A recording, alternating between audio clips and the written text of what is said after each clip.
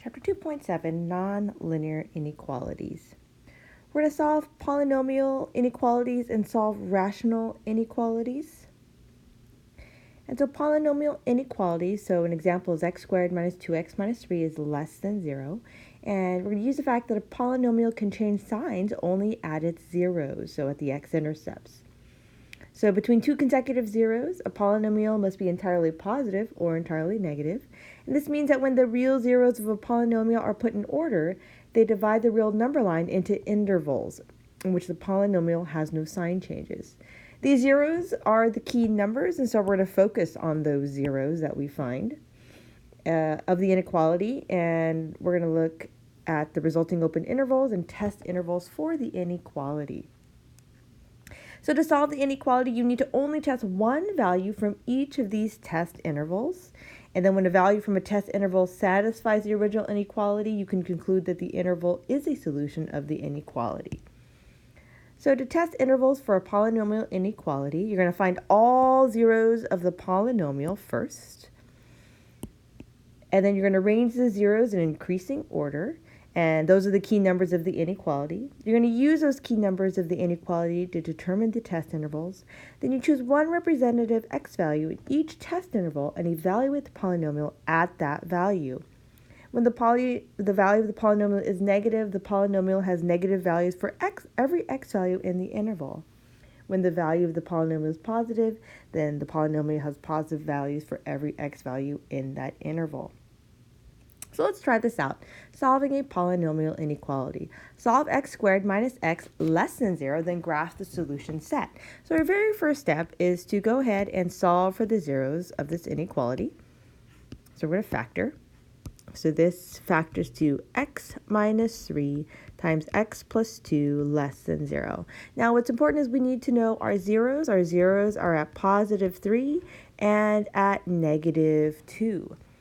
So, and it's less than, so we know that it's going to be open circles at those points.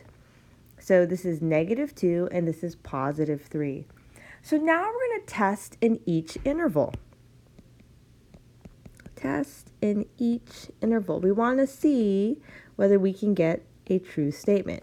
So if we have x minus 3 times x plus 2, we have to see if that's going to be less than 0 when we test for a value. So let's test for, in this one, negative 3. So if we plug in negative 3, negative 3, negative 3, negative 3 plus 2, is that going to be less than 0? So negative 3 minus 3 is a negative 6 times negative 1. And so this is a positive 6, so that's definitely not less than 0. So negative 3 is not good.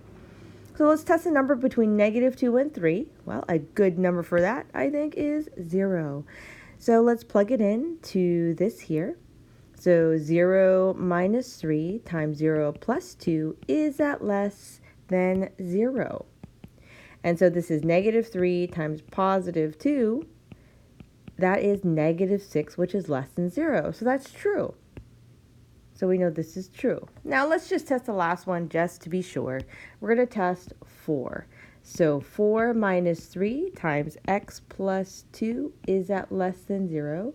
So this is 1 times, we put 4 here, 6. So that is 6, and that's definitely not less than 0, so that does not work. So the interval of this polynomial inequality is the open interval of negative 2 to 3, right? Parentheses, because it is less than, not equal to. So that is the solution here. So go ahead and try this example. Solve x squared minus x minus 20 less than 0. Graph the solution set, and then definitely write the open interval that is true. Pause the video and try it out. So if you try this out, it factors to x minus 5, x plus 4 less than 0. We know our zeros are at 5 and negative 4, so we put open circles at negative 4 and 5 on the number line. Then we test values. So I tested 0 first, and I plugged it in. 0 minus 5, 0 plus 4, is that less than 0? And yes, negative 20 is less than 0. Here, then I tried one more, so I tried 6. Plugged in 6 into the inequality to see if it's true. And no, it is not true. It comes out as a positive 10, which is not less than 0. One way to do this that's kind of shorter is that if you just plug in values, so if I plugged in, for example, 6 in here, one way to look at it is I just think about whether the number is going to be positive or negative after plugging in that 6. So if I plug in a 6 here, 6 minus 5, that's going to be positive, so I'll write positive in here. Then if I think about 6 plus 4 in here, that is also positive. I know that positive times a positive, right, that is going to be not less than 0. So I think about the signs. So less than 0, I know that it should be negative at the end, and if it's greater than 0, then I know it should be both positive or both negative in order for it to be greater than 0. Just a little hint. Let's solve this polynomial inequality, and we're going to solve it algebraically and graphically. So the first thing we should do is set it equal to 0. So this is 4x squared minus 5x minus 6 greater than 0. And so let's factor it first. This is factorable. It multiplies to negative 24 that adds to 5. And that'll be 4x and x. And so it's going to be 8 and 3. Positive 3, so negative 8 plus 3, that works out. So we know that our zeros are at negative 3/4 and at positive 2. And we know that's true also for our graph, right? So we know it's positive 2, and then we know it's negative 3/4.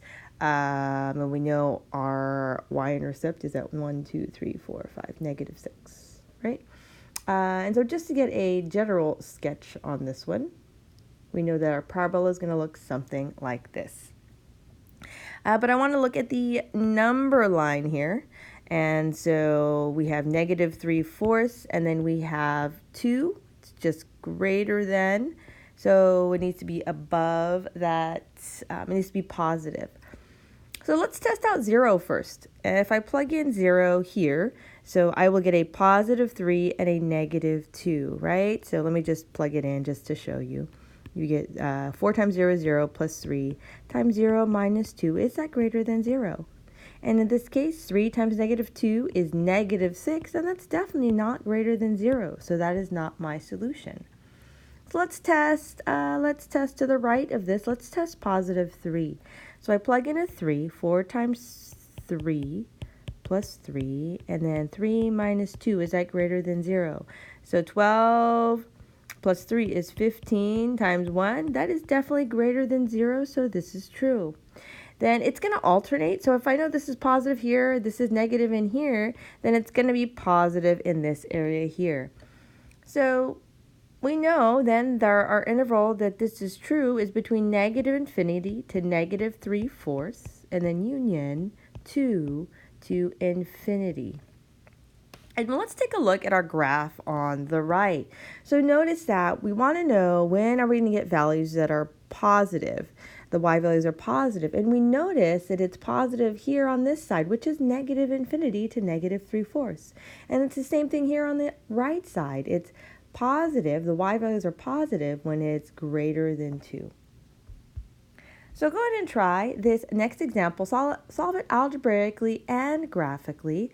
You can just get a general sketch, find the y-intercept, the x-intercepts, and then go ahead and draw the line like I did in the other one, so this one, and see if you can solve it. Pause video, try it out.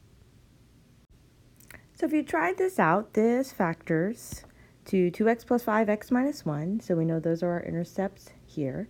And we also know those are the important values here on this line. And so then I go ahead and test for 0, the center number. I like testing for 0. And we notice that we get a negative 5, which is less than 0, so that is true. So we're trying to find out where this parabola is below 0, and so that is true here. And let's write it in interval notation. So we'd write that as negative 5/2 to 1. Okay, I hope this helps. Thanks for watching.